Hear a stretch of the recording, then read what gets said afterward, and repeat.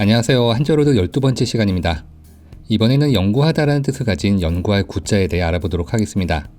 연구할 구자의 각본문을 보면 동굴과 손이 함께 그려져 있었습니다. 그런데 손 주위로 점이 찍혀 있네요.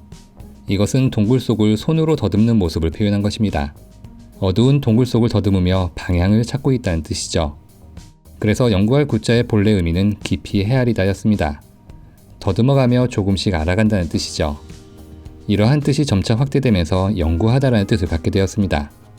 어두운 동굴 속을 탐사하는 것을 미지의 영역에 대한 학문적 탐구에 비유한 것이죠. 이후 근문에서는 횃불을 쥔 형태로 바뀌었는데요. 불을 밝혀 탐사를 한다는 뜻을 표현하기 위해서였습니다. 그런데 소전에서는 횃불과 손은 사라진 대신 9구자가 발음과 의미를 대신하게 되었습니다. 참고로 9구자는 손과 팔뚝을 함께 그린 것입니다. 그러니 지금의 연구할 구자 역시 동굴 속을 더듬는 모습이라 할 수 있죠.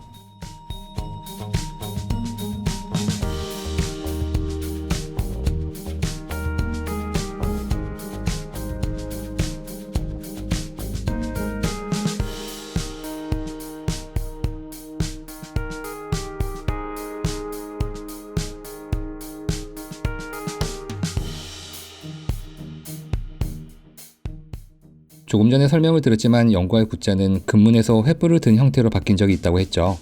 재미있는 것은 소전에서는 횃불에 사용하던 나무만 남은 형태의 글자가 파생되었다는 것입니다. 바로 점점 미자인데요. 참고로 글자가 변천하는 과정에서 윗부분의 점은 생략되었습니다. 사실 점점 미자는 단독으로는 쓰이지 않습니다. 하지만 여기서 파생된 한자를 풀이하기 위해 부연 설명을 해봤습니다. 점점 미자는 횃불을 들고 동굴 속으로 들어간다는 의미에서 점점이라는 뜻을 갖게 된 한자입니다. 이렇게 동굴 속 깊은 곳을 들어가는 모습에 물소자가 더해지면 물이 깊다라는 뜻의 깊을 심자가 됩니다. 끝이 어디인지를 알 수 없는 동굴처럼 물속 깊은 곳이라는 뜻이죠.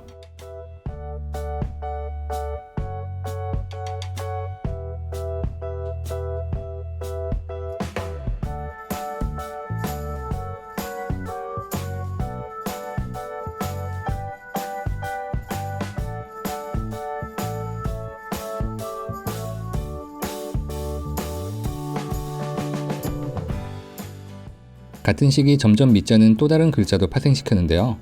손수자가 더해진 찾을 탐자입니다. 그러니까 찾을 탐자는 횃불을 들고 어두운 동굴 속으로 들어가 무언가를 찾는다는 뜻이죠. 근문에서의 형태를 다시 살린 글자를 할 수 있겠네요.